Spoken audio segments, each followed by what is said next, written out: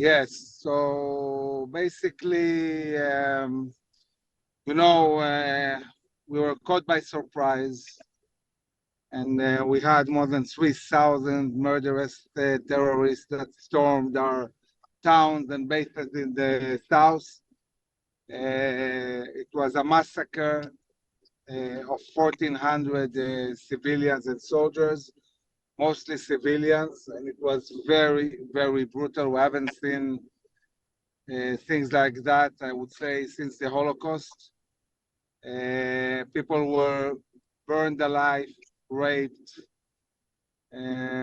beheaded, children were killed, babies, and we have 240 people that have been abducted and are hostages in Gaza. Israel, following that, declared a state of war. We haven't declared a war since the Yom Kippur War 50 years ago. And I must say that this war is much bigger and much more, I would say, complicated than the Yom Kippur War. It took us something like 3 days to really completely gain control again of the south and really kill all the terrorists that went into Israel. We killed more than 1,000 terrorists inside Israel. Many of them went back to Gaza. And following that, the government set very clear goals for the war, and the goal is to completely destroy Hamas and Palestinian Islamic Jihad and all their infrastructure inside the Gaza Strip, and make sure that they will never be able to build their forces back again. From a military point of view, this basically means taking over the whole Gaza Strip, conquering the whole Gaza Strip, and then dismantling all this terror infrastructure. This is something that can take many, many months and maybe more than a year. And then after all of that, after we'll kill all the terror leaders and terrorists and destroy all the infrastructure, we'll have to create a new reality where the IDF is controlling the Egyptian border. We cannot have, again, a connection between Gaza and Egypt. This is where all the weapons, how many terrorists came in and out. And we have to create a new security reality where Israel has the overall responsibility of the security of the Gaza Strip, which means full freedom of operation for the IDF everywhere. This is what's going to happen now. So we are focusing now on really getting control of all this area in the north.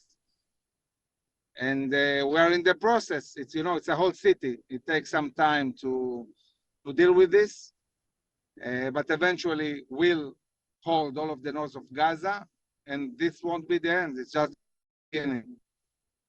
After we finish with that, we're going to attack the central and southern part of Gaza, and eventually the whole Gaza, destroy every single terrorist that is inside Gaza, and by the way, also the leadership outside Gaza.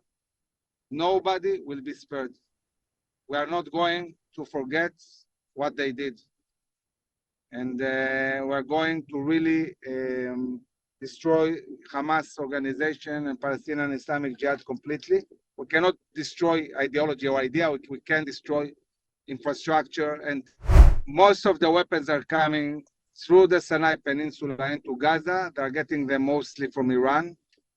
They're smuggling the weapons from Iran to the Sinai Peninsula and from there into Gaza. And this is why we need to control this border. We cannot have a reality where endless amount of weapons are coming in from the Middle East through the Sinai Peninsula into the Gaza Strip. Well, for For a long time in the past, Putin had good relations with Israel. Unfortunately, this changed a lot since the Ukrainian war. And Putin has built an alliance with Iran. This is bad news. It's bad news. This alliance, this Russian-Iranian alliance, is very bad news for the Middle East and for Israel. Look, I think that what we are witnessing is not a local war between Israel and Hamas. It's a regional and global war. It's a war between the West, Western values, Judeo-Christian values, and between a front that is a Russian-Iranian front backed up by the Chinese economy that has emerged.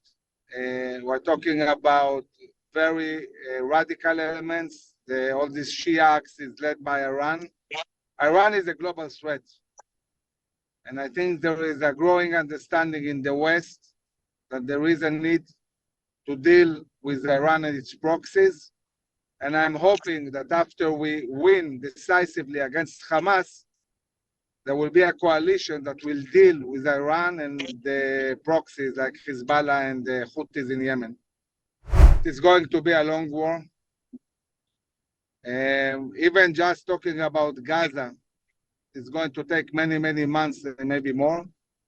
But I'm not sure that the war will end with Gaza. There is a good chance that it will expand also to the north and maybe also to other fronts.